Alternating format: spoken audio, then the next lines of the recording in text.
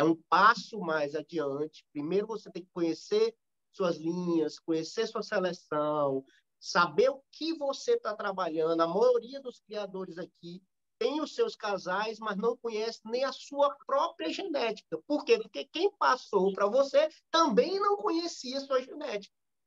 Então, como é que tu vai saber? É culpa do criador? Não. Você não tem que dizer, não, o cara me enrolou, o cara... Não, às vezes o cara também não tem um conhecimento. Por quê? Porque criar beta é um hobby. Eu não preciso ser um profissional. É um hobby. Eu tenho um casal aqui que gosta do fenótipo, gosta das cores, e vou começar a cruzar, sem maldade nenhuma, sem interesse comercial nenhum ainda. E é isso, tá de boa, não tem problema. Agora, quando você começa a querer desenvolver algo mais profissional, você tem que cair no estudo, tem que conhecer mais, tem que estudar, principalmente nesses peixes que eu estou lhe falando, que tem acúmulo de guanina. Os dragons não tem jeito. Por exemplo, você vai criar linhas dragon, você está trabalhando linha dragon, você vai ter que fazer uma seleção dos peixes que o acúmulo de guanina não seja tão grande assim. Você vai ter que equilibrar isso. Ou seja, as linhas Dragon, elas cegam o olho facilmente. À medida que você vai fazendo seleção, a guanina vai cobrindo a capa do olho e tornando o peixe cego. Nas linhas Cooper acontece a mesma coisa. Então, esses peixes que você vê que está cegando muito rápido, ou que a camada de guanina está cobrindo o olho muito rapidamente, você já vai fazendo uma seleção disso. Lá na frente, você vai ter que botar peixes que têm uma armadura mais fraca. Então, um dos segredos de uma linha de Dragon... Entendeu? Tudo isso aí, tu vai observar na primeira ninhada o que é que cada um ganhou.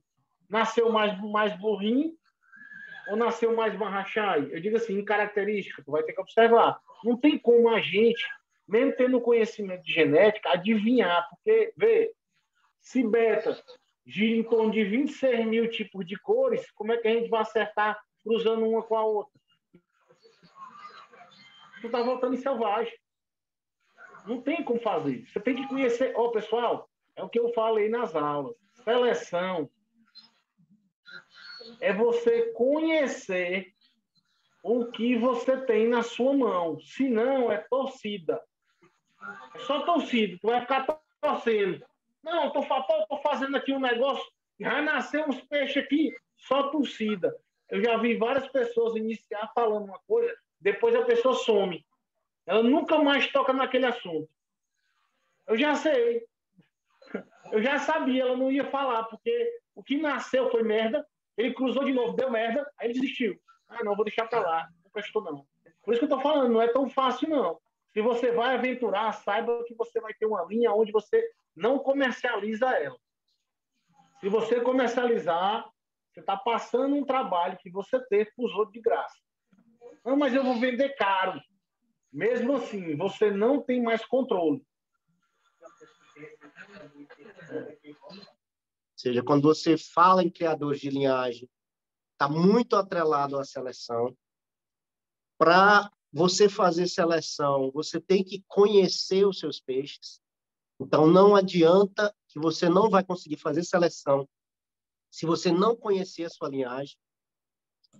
As seleções, elas estão atreladas aos manuais. Não adianta você querer fazer seleção daquilo que não está descrito nos manuais. Um trabalho, às vezes, sem sentido, entendeu? Então, tem que ter muito cuidado com isso. Se você está fazendo a seleção em cima de linhas já existentes, praticamente todas as linhas hoje já têm algum tipo de descrição, seja ela nacional, seja ela internacional. Então, tem padrões para você seguir. Normalmente, às vezes, você não conhece, como os padrões de mármore, que agora, por exemplo, saíram praticamente todos dentro do manual do IBC. Mas lá na Malásia, por exemplo, já existiam, faz um tempo, já esses manuais, esses padrões dessas linhas especiais de mármore. Linha Blue Ring, linha Wide Scale, próprio Avatar, samurai e várias outras linhas de marbre. Então, hoje, praticamente tudo tem padrão. Então, o que você tem em mãos, já começa a estudar. O primeiro trabalho de vocês é tentar descobrir o que é que tem na própria linha de vocês.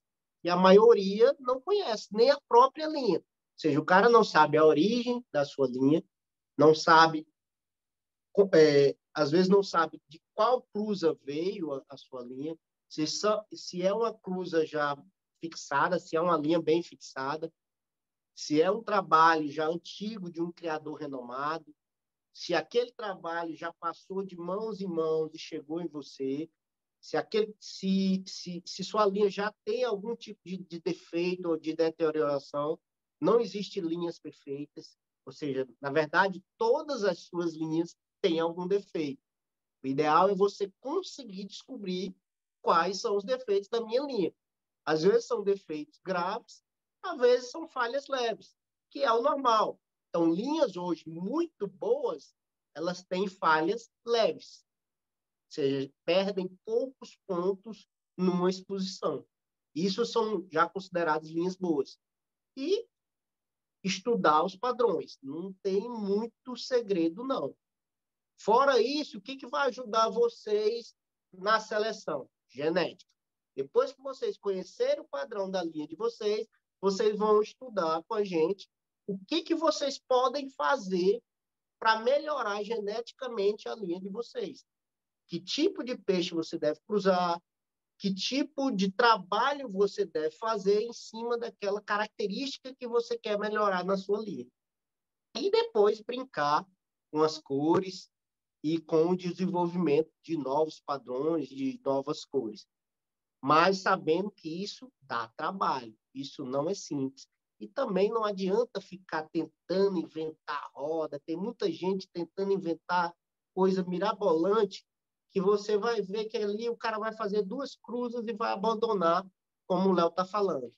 Por quê? Porque não é simples. O cara acha que vai cruzar e no outro dia já vai ter o peixe. Não é assim que funciona.